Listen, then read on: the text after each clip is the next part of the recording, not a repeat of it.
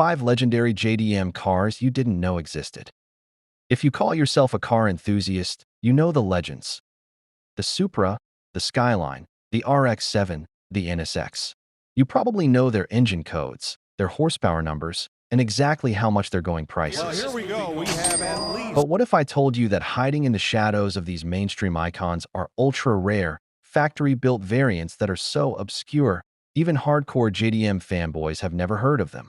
Today, we are diving deep into the secret menus of Japan's greatest automakers to uncover the rarest models of famous JDM cars. Let's start with Godzilla. Everyone knows the R32, R33, and R34 GTR were strictly two-door coupes, right? Well, not quite. Meet the Nissan Skyline, R33 Autech.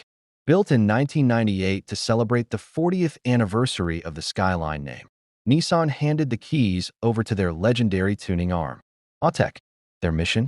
Shove everything that makes a GTR into a four-door sedan. It has the legendary twin-turbo RB26, the advanced all-wheel drive system, and the wider track. But because it's a sedan, Autech had to custom stamp the rear doors and fenders to perfectly replicate the coupe's aggressive wide-body stance. Only 416 of these family-hauling Godzillas were ever made. Imagine dropping the kids at school and then gapping a Ferrari on the way home. Next up, when we talk about the ultimate Honda NSX, the conversation immediately goes to the legendary NSX Type R. But there is a missing link in the NSX lineage that is actually rarer than the Type R. This is the Honda NSX Type S0. Introduced in 1997, it was exclusively sold in Japan.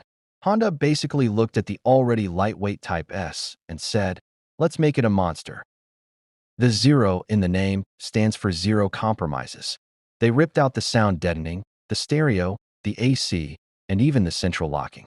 It had stiffer suspension than the standard car and a screaming 3.2-liter V6 paired with a 6-speed manual. The craziest part? Honda only built 30 of these worldwide. It is the rawest, purest NSX ever made, and almost nobody talks about it. The Mark IV Toyota Supra is arguably the most famous JDM car on the planet. But long before people were slapping massive aftermarket widebodies on them, Toyota's own racing division, TRD, built something terrifying. This isn't an aftermarket kit. This is the TRD 3000 GT. Back in 1994, Toyota was dominating the JGTC racing series with their Supra race car. To celebrate, TRD decided to sell exact, street-legal replicas of the race car's aerodynamic bodywork. Every single vent, curve, and widened fender was wind tunnel tested to create actual downforce. While you could buy the parts individually, only 35 complete factory-built TRD 3000 GTs were ever officially assembled and registered by TRD Japan. Good luck ever seeing one of these in person. Now, we all know the Mazda RX-7 is revered for its beautiful, timeless design. Models like the Spirit R are legendary. But in 1995, Mazda created a Frankenstein track monster just to stick it to Porsche. Say hello to the Mazda RX-7 SP. This was a homologation special built specifically so Mazda could race it in the grueling Bathurst 12-hour endurance race in Australia against the Porsche 911 RSCS. To make the race car legal, they had to sell road-going versions to the public. The SP featured over 60 bespoke parts, shedding massive weight while boosting power to 274 horsepower. The SP beat Porsche and won the race. Only 35 of these exist, making it the holy grail of rotary history. Finally, we look at Subaru. If I ask you for the rarest Impreza, you'll scream 22B right into the comments section. But you'd be wrong. It looks incredibly aggressive, with a massive tri-plane rear wing, a bizarre hood scoop, and wild bumper splitters. I know what you're thinking.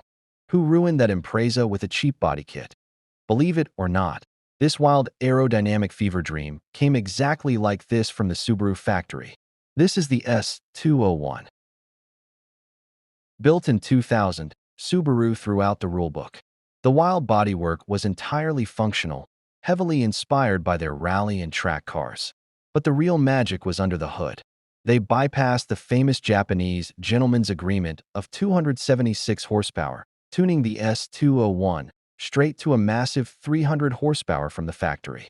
Only 300 units were built, and because of its crazy looks, it remains the most misunderstood and obscure SDI ever made. From factory four-door Godzillas to track-stripped NSXs, the golden era of JDM was full of secrets. Which of these 5 ultra-rare unicorns would you take if you had the keys? Let me know down in the comments. If you learned something new today, hit that like button. Make sure you're subscribed for more deep dives into automotive history, and I'll see you in the next one.